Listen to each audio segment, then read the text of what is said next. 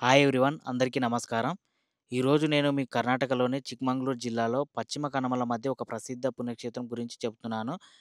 మేము ఫస్టు శృంగేరి వచ్చింటిమి. అక్కడ night stay చేసి అమ్మవారిని దర్శనం చేసుకొని, మళ్ళీ పొద్దున్నే రెడీ అయ్యి అక్కడి నుంచి ఒరనాడుకు బయలుదేరాము. మార్గ మధ్యంలో మొత్తం ఘాట్ రోడ్‌లే ఉంటాయి. మీరు వెళ్ళాలనుకుంటే చాలా జాగ్రత్తగా వెళ్ళండి. మనం దారి గుండా వెళ్తుంటే మాత్రం పచ్చని చెట్లు, లోయలు, వాగులు, వర్షాకాలంలో అయితే వర్షాలు పడుతుంటాయి. హైదరాబాద్ నుండి ఒరనాడుకు నేరుగా రైలు మార్గం లేదు కాబట్టి మీరు బస్సు లేదా విమాన ప్రయాణాలను ఎంచుకోవచ్చు. రోడ్డు మార్గం వచ్చేసి దూరం హైదరాబాద్ నుండి ఒరనాడుకు రోడ్డు మార్గంలో సుమారు 700-750 కిలోమీటర్ల దూరంలో ఉంటుంది. సమయం ప్రయాణానికి సుమారు 13-15 గంటల సమయం పట్టొచ్చు. మార్గం హైదరాబాద్ నుండి కర్నూలు, అనంతపురం, బెంగుళూరు మీదుగా చిక్మంగళూరు వెళ్ళాలి.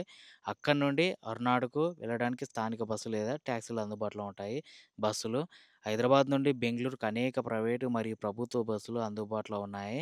బెంగుళూరు నుండి చిక్మంగళూరుకు తరచుగా బస్సులు నడుస్తాయి. చిక్మంగళూరు నుండి ఒరనాడుకు నేరుగా బస్సులున్నాయి. లేదా మీరు ప్రైవేట్ టాక్సీని మాట్లాడుకోవచ్చు. ఒరనాడుకు సుమారు 130 కిలోమీటర్ల దూరంలో ఉంటుంది.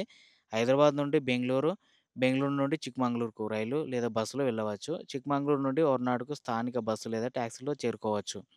విమాన మార్గం అయితే ఒరనాడుకు అత్యంత సమీపంలోని విమానాశ్రయాలు మంగళూరు అంతర్జాతీయ విమానాశ్రయం లేదంటే బెంగుళూరు అంతర్జాతీయ విమానాశ్రయం. మార్గం అయితే హైదరాబాద్ నుండి మంగళూరుకు నేరుగా విమానాలు అందుబాటులో ఉన్నాయి.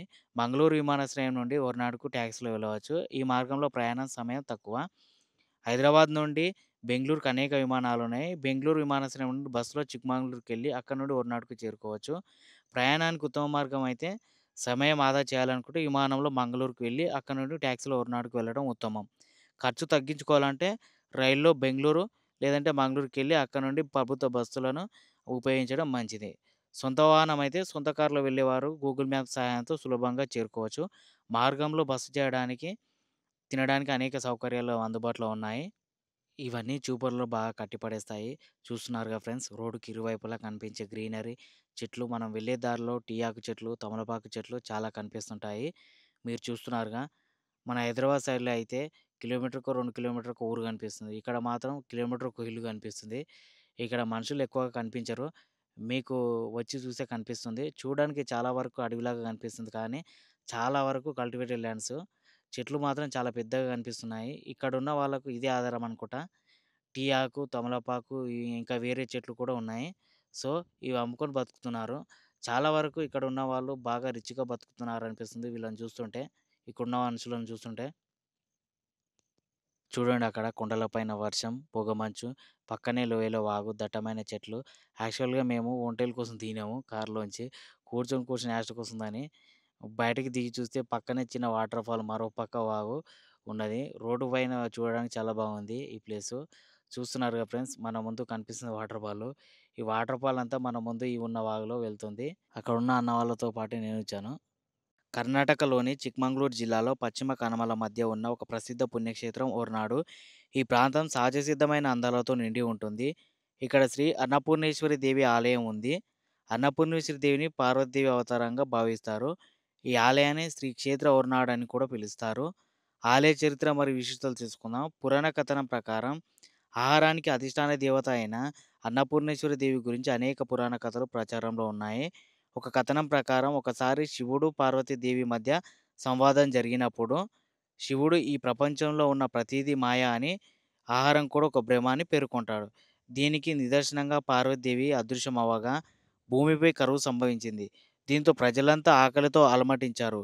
అప్పుడు పార్వతి తిరిగి ప్రత్యక్షమై అందరికీ ఆహారం పంచి, ఆహారం భ్రమ కాదని నిరూపించిందని చెప్తారు. ఈ ఆలయంలోని ఆ విగ్రహాన్ని అగస్త్య మహర్షి ప్రతిష్ఠించారని నమ్ముతారు. ఈ ఆలయం 8వ శతాబ్దం నాటిదని చెప్తారు. అయితే ప్రస్తుతం ఉన్న విగ్రహాన్ని 1973లో పునఃప్రతిష్ఠించారు.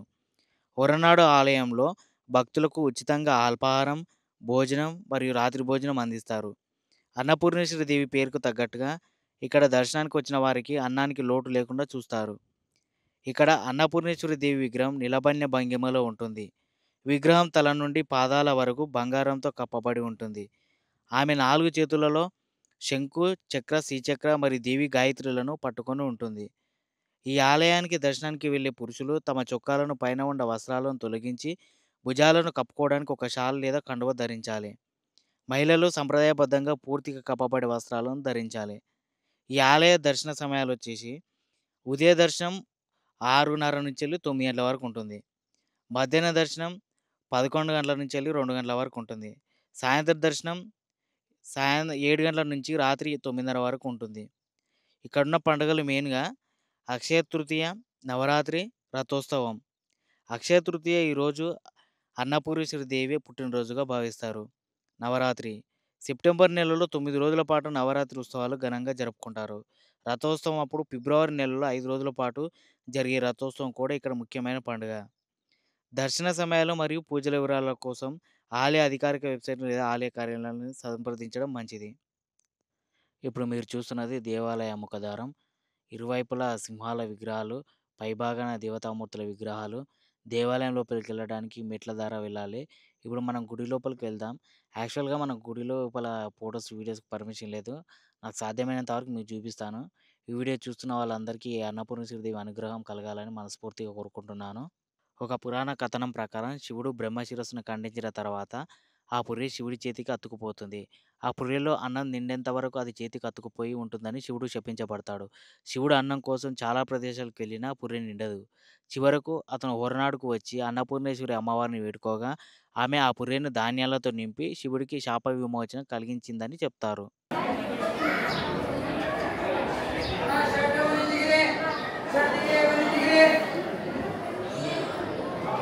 అన్నపూర్ణేశ్వరి అంటే అన్నం అంటే ఆహారం, పూర్ణ అంటే పూర్తిగా అని అర్థం. అంటే ఈ అమ్మవారు భూమిపై ఉన్న ప్రతి జీవికి ఆహారాన్ని ప్రసాదించే దేవత. అందుకే ఈ ఆలయాన్ని దర్శించి అమ్మవారిని ప్రార్థిస్తే జీవితంలో అన్నానికి లోటు ఉండదని భక్తుల నమ్మకం.